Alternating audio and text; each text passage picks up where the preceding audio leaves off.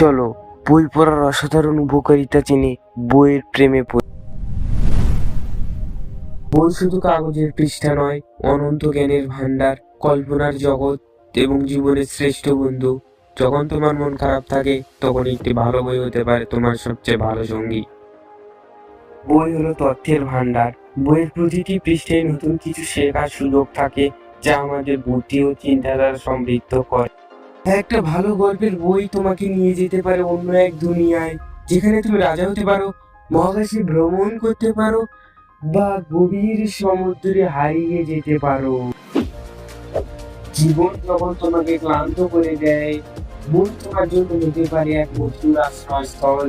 ভালো একটি উপন্যাস বা গল্পের বই মানসিক চাপ কমাতে জাদুর মতো কাজ করে এবং মনকে শান্ত করে।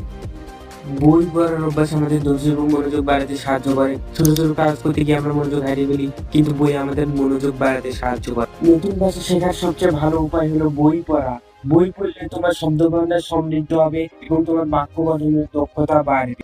গল্পের চরিত্র আর ঘটনার প্রবাহ মনে রাখতে গিয়ে মস্তিষ্কের ব্যায়াম হয়, যা স্মৃতিশক্তি বাড়াতে সাহায্য করে। বই পড়লে আমরা আরো গভীরভাবে চিন্তা করতে শিখি, বিশ্লেষণী ক্ষমতা বাড়ে এবং যে কোনো সমস্যার সমাধান সহজে হয়। তোমার আত্মবিশ্বাস বাড়ে। যখন তুমি বিভিন্ন বিষয় জানবে তখন তোমার আত্মবিশ্বাস এমনিতেই বাড়বে। অন্যদের সঙ্গে কথা বলতে তোমার জ্ঞান তোমাকে আলাদা করে তুলবে। একটি বইয়ের চরিত্রের কষ্ট অনুভব করতে পারলে তুমি বাস্তব জীবনে অন্যদের অনুভূতি বুঝতে পারবে।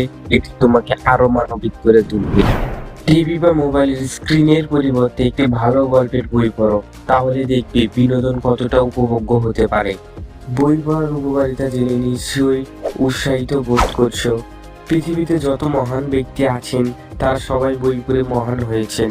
তাহলে আর দেরি না করে আজই তোমার পছন্দের বইটি হাতে তুলে নাও, বই পড়ো।